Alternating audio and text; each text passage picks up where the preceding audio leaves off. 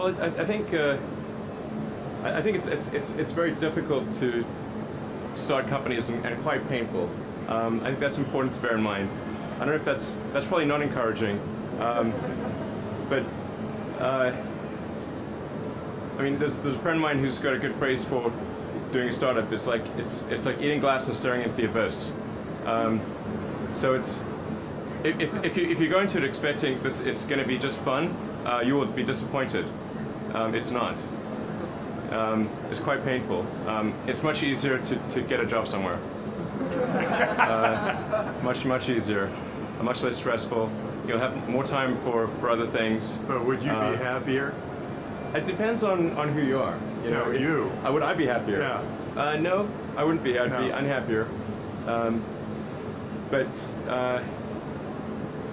So it's really like if you're sort of wired to do it, then you should do it. But not otherwise. It's not going to optimize your leisure time or anything like that. It's going to be extremely difficult and stressful. So you must feel compelled to do it. Let me put it this way: if you need inspiring words, don't do it. Actually, that is right. That's good, inspiring words. And would you recommend doing 2 at a time? No, that's a terrible idea. I really super don't recommend doing 2 at a time. It was not my intention to run 2 companies, but as it turned out, I kind of didn't have much choice. You inherited one and started the other. Yeah.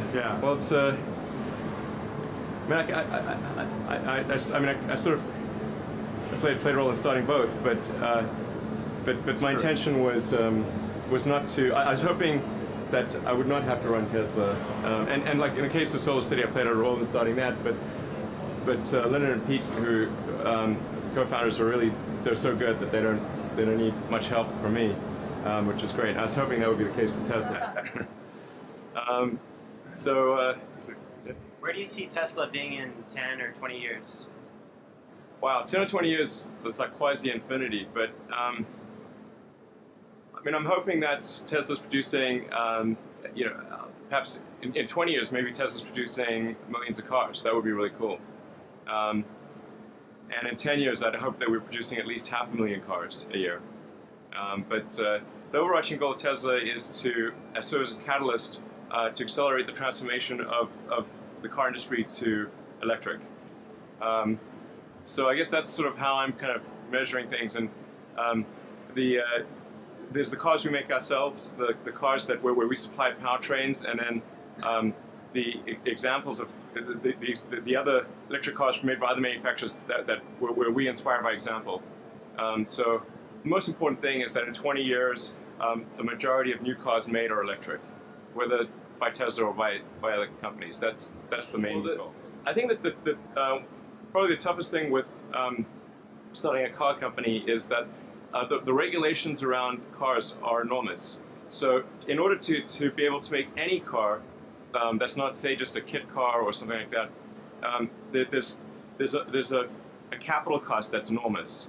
And that's why there have been no new successful car company startups of any significance since Chrysler 90 years ago. So the oldest, or the youngest car company in America is 90. There's a similar problem in the space business. And whenever you've got industries that have need a huge amount of capital, it's a barrier to startups.